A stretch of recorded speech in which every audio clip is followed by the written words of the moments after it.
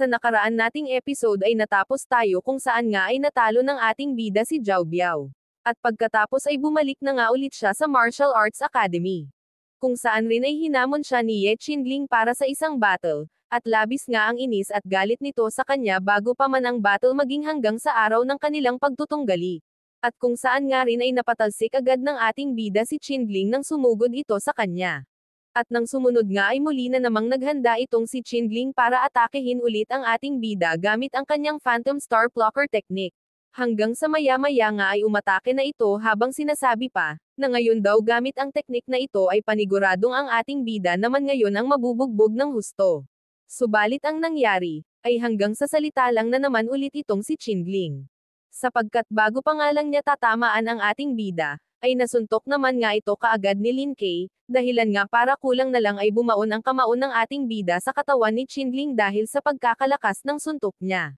At dahilan nga rin ito para magpulansitin ang maraming dugo ni Qinling hanggang sa mahulog na rin ito sa labas ng battle ring. Boom panas hihihi, knockout, doon naman ay swak na sa pool si Qinling, koasa kasi puro siya yabang, wala namang ipagyayabang diba mga ka-idol.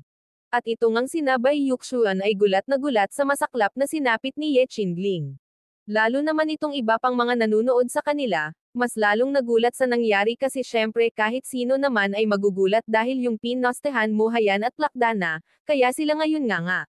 At maging si Yu Xiaojing nga ay di rin makapaniwala, dahil nanalo na naman ang ating bida sa mga nakakalaban niya na akala ng lahat ay magagaling talaga yon pala mas magaling siya. Syempre nga itong si Gia Doffa naman ay tuwang-tuwa at syempre maski nga ako ay masaya rin. Kayo ba mga ka-idol, happy rin ba kayo? Sana ay oo. Dahil bawal ang malungkot habang nanonood ng episode nating ito. At bukod pa nga doon ay todo cheer up parents sa ating bida si Gia Doffa pati na rin ang iba pang mga kalalakihan na nasa likuran nito. At maya-maya nga, ay bababa na sana ang ating bida mula sa battle ring, subalit pinigilan naman siya ni Bai Yuxuan. Sabay bigla itong pumunta sa loob nitong battle ring. Pagkatapos ay tinanong siya nito kung aalis na daw ba siya ngayon. Sagot naman ng ating bida ay ganito, bakit, bawal ba akong umalis na ngayon kahit gusto ko? At sagot nga ni Bai Yuxuan na mukha daw yatang hinahamak ng masyado ng ating bida ang mga disciples ng inner court, at tugon naman nga ng ating bida ay ano daw naman kung gawin niya nga ang bagay na iyon. Na ikinainis nga ni Bai Yuxuan dahil sa mga nakakaasar ngang pagsagot ng ating bida, sabay sabi rin nito na kung gayon man daw, bilang isa siyang disciple of inner court, ay tuturuan niya ngayon ng leksyon ang ating bida. At may pang-asar na naman ngang sumagot ang ating bida, na bahala na daw itong si Bai Yuxuan kung anong gagawin nito sa kanya, dahil available lang daw siya anytime para sa mga taong puro lang sa salita magaling. Kung saan nga ay sinabi nitong si Bai Yuxuan, na magaling daw siya sa sword technique kaya naman gagamit siya ngayon ng espada, dagdag pa nitong sabi na bahala na daw ang ating bida kung anong weapon ang gagamitin niya. At puno nga ng kumpiyansang sumagot ang ating bida na hindi na daw niya kailangan pang gumamit ng maski anong sandata, dahil alam niya daw sa kanyang sarili na kayang-kaya niya. Yan, ganyan dapat tayo palagi, kayang-kayang harapin ang lahat ng pagsubok sa life, di ba mga ka-idol? At hayan na nga, binunot na ni Bai Yuxuan ang espada nito, habang sinasabi pa na wala daw siyang awa sa kahit na sinong nakakalaban niya.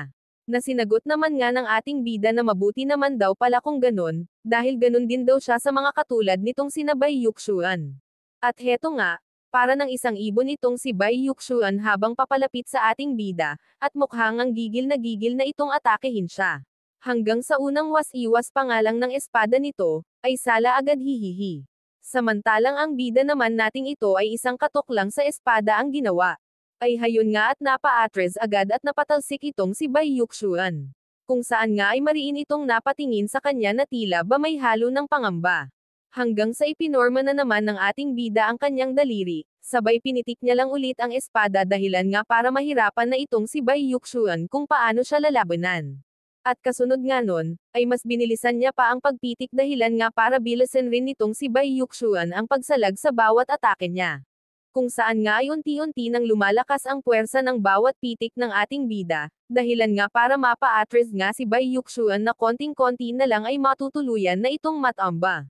At kung saan nga rin ay napapaisip na ito kung saan nga daw ba kaya talaga nagmula ang ating bida.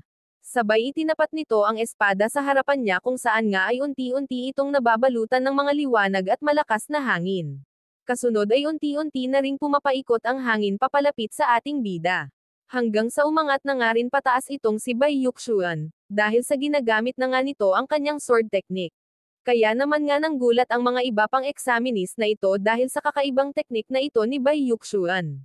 Kasabay nga rin nito ay pasiga na sinabi ni Bai Yuxuan na magsialis daw ang mga ito ngayon din, kung ayaw daw ng mga itong mamatay, dahil baka matamaan din ang mga ito ng kanyang sword technique. At dali-dali na ngang nagsitakbuhan ang mga ito papalayo dahil nga sa baka madamay daw sila.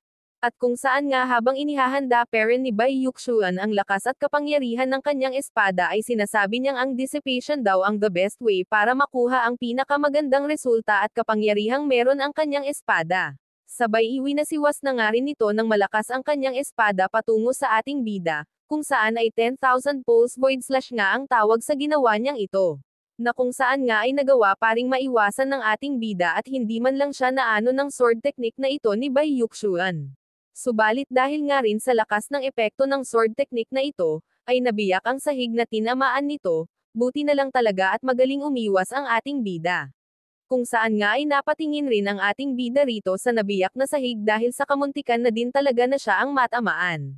At maya-maya nga ay nagsalita na ulit itong si Bai Yuxuan, kung saan sabi nito na siguro naman daw ngayon ay alam na ng ating bida kung anong kapangyarihan ang meron ang mga disciples ng inner court, sabay sabi pa nito na kung sakali naman daw na magmamakaawa ang ating bida ay baka sakali daw na maawa pa siya at hayaang mabuhay ang ating bida. Kung saan nga ay tinanong naman ito ng ating bida, kung iyon na nga daw ba talaga ang best technique na meron ito. Dagdag pa ngang sabi ng ating bida na hayaan daw siyang bigyan ng advice si Bai Yuxuan at ito nga ang advice na kanyang sinabi, hindi pa huli ang tumigil ka ngayon. Nalalo ngang ikinagalit nitong si Bai Yuxuan kaya naman muli nitong inihanda ang kanyang espada habang sinasabi pa na talaga naman daw yatang ang lakas ng loob ng ating bidang pagsabihan siya ng ganon, kaya naman ngayon daw ay kanya nang sisiguraduhing hindi na makakaiwas pa ang ating bida sa kanyang espada. At habang naghahanda nga itong si Bai Yuxuan ay panay naman ang pag-inhale ng ating bida sa maraming hangin. Kasunod nga nun ay muling iwinasiwas ni Bai Yuxuan ang espada nito. At nang malapit na nga siyang matamaan, ang kanya namang ginawa sa mga naipon niyang hangin sa bibig. Ay kanya ring inilabas lahat ng pagkalakas-lakas na sinamahan niya pa ng isa sa kanyang best skill kung saan nga ay nahaluan itong muli ng apoy. Kung saan nga pagdating sa gitna ay nagsalpukan ang pareho nilang inilabas na teknik. Sabay biglang pumutok ng malakas. Kung saan nga ay napatingin dito si Bai Yuxuan. Hanggang sa unti-unti ngang pumunta rito ang lahat ng epekto ng teknik nilang dalawa. At sa lakas nga nito ay hindi na makamulat itong si Bai Yuxuan. At maya-maya nga ay makikita namang tila ba nagtataka at nagulat ang mga nanonood sa kanila. Yun pala ay dahil sa nahubadan na ng damit itong si Bai Yuxuan ops walang sisilip mga ka-idol hehe. Kung saan nga rin ay tuwang-tuwa naman ang mga kababaihang ito sa kanilang nakita, ano naman kaya iyon mga ka-idol? Hihihiloko din pala mga kababaihang ito eh. Pero syempre hindi rin naman lahat natuwa ang mga babae sa nakita nila, yung iba ay parang naiinis sa kay Bai Yuxuan na may halong pagkahabag, ikaw ba naman mahubadan diba? Nakakahiya rin syempre. Sa bahaging ito naman ay heto si Yu Xiaojing at pupus na sa pagtatawa kay Bai Yuxuan. At maya-maya nga ay muling nagsalita ang ating bida kung saan ay tinanong niya si Bai Yuxuan kung gusto pa daw ba nitong ituloy ang kanilang battle. Kaya naman nga nainas na naman itong si Bai Yuxuan sa kanya. Kasunod nun ay bigla itong tumalikod ng bahagya sa kanya habang tinatakpan ang isang bahagi na hindi pwedeng ipakita. Aus ano kaya yon? Baka ibon? Tinatakpan niya dahil baka lumipad hahaha. Joke lang mga ka-idol. Sa kabilang dako naman ngang ito ay panay ang pag-cheer up ni Gia Doffa dahil sa pagkapanalo ng ating bida. At makalipas nga ang ilang oras ay hayan na naman at may nagmamaritisan na naman. Kung saan nga ay tungkol sa pagkapanalo ng ating bida ang kanilang pinag-uusapan, dahil nga hindi rin ang mga ito makapaniwalang ang mga taga-inner court na sina Bai Yuxuan at Ye Qinling ay natalo ng ating bida na nasa outer court pa lamang. Kung saan nga ay naririnig pala ang mga ito ni Bai Yuxuan. Ouch ang sakit naman nun, rinig na rinig mo yung mga sinasabi sa'yo ng iba. Makalipas ang ilang araw, sa may dakong ito ay makikitang nagpa-practice itong si Yu Xiaojing. Kung saan nga ay napatigil ito bigla. Kung saan nga ay sinabi sa kanya ng babaeng tinatawag niyang madam na tila daw yata ay merong bumabagabag sa isipan niya dahil sa mukha daw siyang distracted. Sabay tanong pa nito sa kanya, kung iniisip parent daw ba niya ang tungkol sa competition. Sagot naman ni Yu Xiaojing na dati raw ay hindi siya naniniwalang meron talagang tinataglay na kakayahan si Lin Kei at mukhang puro lang ito yabang subalit ng kanyang makita kung paano ito makipaglaban, at kung paano nito natalo ang kanyang mga katunggali, ay bigla niyang na-realize na dapat pala ay hindi niya kaagad at basta-basta hinusgahan si Lin Kei dahil di niya pa naman ito lubusang nakikilala. Sambit naman nga nitong si Madam Su na hindi lang naman din daw basta si Yu Xiaojing ang namali ng pagkakakilala kay Lin Kei kundi maging siya rin at ang mga elders.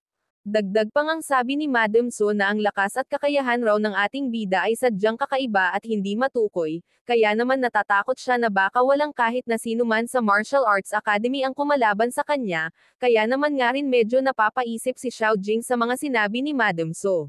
Dahil mukhang si Madam Su ay ayaw sa ating bida at may tangkang kung anong masama sa kanya.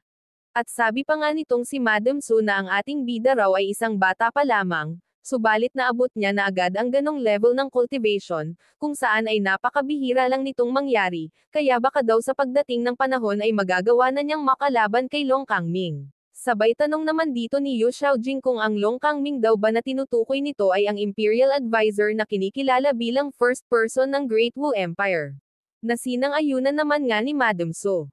Sabay sabi pa nito na alam daw niyang mataas ang tingin ni Yu Xiaojing sa sarili nito, subalit marami daw strange people at insidente dito sa mundo na hindi nila basta-basta magagawang matukoy ng mabuti, kaya ang kailangan lang daw nilang gawin ngayon ay hanapin at lumagay sa dapat nilang kalagyan. At makalipas nga ang ilan pang mga araw ay nagtungo si Yu Xiaojing sa ating bida dahil sa gusto raw niya na maging master ang ating bida. Na ikinagulat nga nilang dalawa ni Jia Doffa dahil di nila inakalang bigla na lang pupunta rito si Xiaojing para humiling ng isang bagay sa kanya. At ang sagot nga ng ating bida rito tungkol sa hinihiling ni Xiaojing na maging kanyang disciples ay, wala nga daw siyang intensyon na magkaroon ng disciple na tulad ni Xiaojing, pero ang pagkakaroon ng katulong ay talagang kailangan niya, kaya kung nais daw ni Xiaojing, ay bakit hindi na lang daw ito maging kanyang katulong. At tila nga ba parang gusto ng menace ni Xiaojing sa sinabi ni Lin Kei dahil sa pagiging katulong lang ang tingin sa kanya ng ating bida. Subalit bigla niya nga ring naalala ang sinabi ni Madam Su, na kapag daw binigyan siya ng ating bida ng opportunity na maglingkod rito kahit ano pang posisyon, ay magiging mahalaga. Daw yun sa 10 taon ng kanyang cultivation. Kaya naman maya-maya nga, ay yumuko na at nagbigay galang si Yu Xiaojing sa ating bida, sabay sabi pa nito na tinatanggap na daw niya at handa na rin niyang paglangkuran ang ating bida. Kaya naman labis ang tuwa at saya ni Jia Doffa, habang iniisip kung nananaginip lang daw ba siya, na kung talaga daw bang pumapayag si Xiaojing na maging maid ng ating bida, sabay sabi pa nito na napaka-awesome naman daw talaga ng ating bida, dahil nagawa niyang maging katulong ang isang tulad ni Xiaojing na hinahangaan at ninanais ng maraming kalalakihan. Matapos ang isang linggo, sa Martial Arts Academy ay ipinahayag ni Mr. Liu na ang cultivation method test daw ay gaganapin ngayong araw na ito, at ang lahat ng disciples ng Outer Court ay hinihiling na magpakita ng kanilang methods dito sa arena, sa tamang paraan at pagkakasunod-sunod. Kung saan sa may bandang itaas naman ng gusali ay makikitang naroon si Bai Yuxuan. At nakamasid lang sa mga taong nasa ibaba, lalo na sa ating bida habang nagngangalit na nga rin ito, dahil sa sobrang inis at galit sa ating bida. Kung saan habang mariin nitong pinagmamasdan ang ating bida, ay sinasabi nitong gaano man daw ka-arroganti ang ating bida, ay nananatili pa rin daw siyang isang martial disciple mula sa outer court at hinding-hindi makararating sa inner court. Dagdag pa nitong sabi na ngayong araw daw na ito ay siya ang magbabantay sa examination kasama ng kanyang master, kaya naman nasa sa kanya raw kung ipapasa niya ang ating bida sa assessment na ito. At maya-maya nga ay lumipat muli ang eksena sa ating bida kung saan ay seryoso lamang siyang naglalakad-lakad. Kung saan rin ay napahinto siya dahil tinitingnan niya si Yu Xiaojing habang nagpa-practice ito gamit ang espada. Kung saan nga sa kabilang dako namang ito ay makikitang nagha-heart-heart na ang mga mata ng kalalakihang ito habang pinapanood si Xiaojing, yung tipong mabaliw-baliw ka na sa labis na pagkaka-in-love, next naman, umiibig, sana all. Kung saan sabi nga ng isang lalaking ito, na kapag daw nahalikan niya si Yu Xiaojing ay okay na sa kanya kahit kapalit nun, ay hindi na umabot ang buhay niya ng 10 taon, grabe ka naman pre, Iba ka palang umibig. Kung saan nga ay may pang-asar itong sinabihan ng kalapit niyang lalaki, na papaano naman daw kaya na ang tulad ni Xiaojing ay magkakagusto sa isang tulad niya, gayong napakalaki naman niyang duwag. At makalipas nga ang ilang sandali ay naglakad-lakad na rin si Xiaojing matapos nitong mag-practice. Kung saan nga ay nakatingin lamang rito si Bai Yuxuan habang iniisip na pupuntahan siya at lalapitan ni Yu Xiaojing. Subalit ang ating bida pala ang lalapitan nito, at hindi lang yon, niyakap pa nga rin siya nito. Dahilan nga para manggalaiti na naman lalo sa galit itong si Bai Yuxuan, hihihi, selos na nga inggit pa. Sabay tanong nga ni Yu Xiaojing kung kamusta daw ba ang pagpa-practice niya kanina ng sword technique na itinuro ng ating bida sa kanya, sagot naman nga ng ating bida rito na mahusay naman daw ang ginawa ni Xiaojing at mas gumagaling na rin daw ito ngayon. Kaya naman nga natuwa si Xiaojing sa sinabi ng ating bida, tapos may pakandat pa itong nalalaman habang sinasabi na wala daw siyang ibang choice kundi gawin ang ating bida bilang kanyang tagapagtanggol kapag merong manghaharas sa kanya. Sabay pabiro naman ngang sagot ng ating bida na natatakot daw siya na kung gayunman, ay baka siya na lang daw yung gawing target ng mga manghaharas. Sabay may pahawak pa nga rin sa tenga itong si Xiaojing na para bang nagpapakyut at nanunukso, habang sinasabi na bakit naman daw matatakot ang ating bida gayong meron siyang the best skill. At makalipas nga ang ilang sandali ay nagpatuloy na silang muli sa paglalakad. Kung saan habang papalayo sila ng papalayo ay panay naman ang pag-uusap ng mga kalalakihan tungkol sa kanila. Kung saan sabi nga ng isa, na napakaswerte daw ng ating bida, dahil nakakasama niya si Yu Xiaojing, at sambit naman ng isa na wag na raw itong mainggit pa sa ating bida, dahil hindi naman daw nito kayang gawin ang ginawa ng ating bida na matalo sina Ye Qinling at Bai Yuxuan. Makalipas ang ilang oras, ay binanggit ni Mr. Liu ang pangalan ni Nie Yuan, sabay lumapit ito.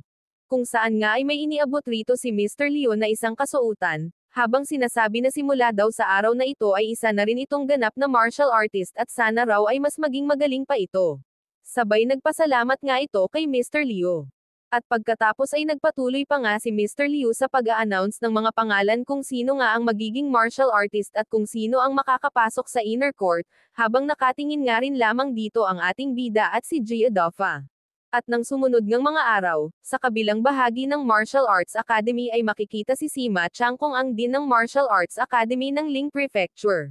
Kung saan maya-maya nga, ay makikita ring dumating si Mr. Kung dito. Nakaagad ngang sinalubong at binati ni Sima Changkong. At maging si Mr. Kung nga din ay binati ito habang sinasabi na napakaseryoso naman daw yata masyado ni Sima Changkong, dahil di naman daw nito kailangang batiin siya kaagad kasi sa katunayan nga daw ay isang karangalan para sa kanya na pumunta rito sa Martial Arts Academy. Kasunod nga ay itinuro niya ang dala-dala nilang basket, sabay sabi na bilang sagisag raw ng kanilang pagpapahalaga, ang Ling Prefecture ay kinolekta ang mga silver tails na ito at sana raw ay ipagpatuloy lang ni Sima Changkong at ng iba pang mga instructor ang matinding efforts para mas maturuan pang mabuti ang mga disciples dito sa Martial Arts Academy. At kaagad nga ring nagpasalamat itong si Sima Changkong, sabay sabi pa na hindi daw sapat ang basta pagpapasalamat lang nila, para sa lahat ng kabutihang ginagawa sa kanila ni Mr. Kong. At sambit pa nga rin ni Mr. Kong na kaya daw siya nagtungo rito, ay hindi lang para dalhin ang mga tails at supplies dito sa academy, kundi pati na rin dahil sa gusto niyang makita ang kanyang kaibigan rito, na agad nga ring tinanong ni Sima Changkong kung sino nga daw bang kaibigan ang tinutukoy nitong si Mr. Kong. Tugon naman nga ni Mr. Kong na si Lin Kay raw ang sinasabi niyang kaibigan. Kung saan nga ay kaagad na tinanong ni Sima Changkong kay Great Elderly Qin Ancheng kung meron nga daw bang nagngangalang Lin Kay sa mga disciples sa inner court. At sagot nga ni Qin Ancheng na wala naman daw sa mga disciples sa inner court ang nagngangalang Lin Kay, kundi ito daw ay nasa outer court pa lamang, kung saan ay nag-failed daw ito sa cultivation methods test nung nakaraang araw. Naagaran ngang naitanong ni Mr. Kong, kung papaanong nag-failed daw si Lin Kay gayong meron naman daw siyang excellent skills. At sambit naman nga ni Qin Ancheng kung nagdududa daw ba itong si Mr. Kong sa kanilang assessment dito sa Martial Arts Academy. Sabay patawa naman ngang sabi ni Mr. Kong, na baka namali lang daw ang mga ito sa pag-intindi sa kanyang sinabi, dahil nabigla lang daw naman talaga siya at nagulat, sapagkat di niya inaakalang magpi-failed si Lin Kay. Habang ito naman ngang si Bai Yuxuan ay iniisip-isip kung saan talaga nagmula ang ating bida, dahil mukha nga raw na itong si Mr. Kong ay labis na natutuwa at kinagigiliwan siya. At ito naman ngang si Sima Changkong ay sinabihan si Chin Ancheng na si Mr. Kung daw ay isa sa kanilang ikinararangal na bisita kaya hindi daw dapat ito kausapin ng ganong pamamaraan ng pakikipag-usap. Kaya naman nga humingi na rin agad ng paumanhin si Chin Ancheng. Hanggang sa biglang ang nakisingit si Madam Su at sinabing meron daw siyang kaunting nalalaman tungkol kay Lin Kay. Kung saan nga ay sinabihan naman ito ni Chin Ancheng na wag daw itong basta nakikisabat sa usapan. Kaya naman nga rin muli itong sinabihan at pinagalitan ni Sima Changkong na wag itong magsalita na parang ito ang nakatataas sa lahat. Sabay pinayagan na rin nito si Madam Su na sabihin kung ano ang gusto nitong ipahayag sa kanila. At sambit nga nitong si Madam Su, na sa opinyon niya daw, ang kakayahang meron ang ating bida ay hindi parent sapat para siya ay maging isang grandmaster. Abangan sa susunod nating video kung ano pa ang mga kapana-panabik na mangyayari. Sana ay nag-enjoy kayo at nagustuhan nyo ang ating episode ngayon mga ka-idol. At kung talagang ang natuwa kayo ngayon ay paki-like naman ang ating video. At wag na rin kayong mahiya pa na mag-iwan ng inyong komento. Please share and subscribe na rin para sa lahat ng mga hindi pa nakaka-subscribe. At huwag kalimutang i-hit ang notification bell para lagi kayong updated sa mga bagong episodes natin. Thank you sa inyong lahat.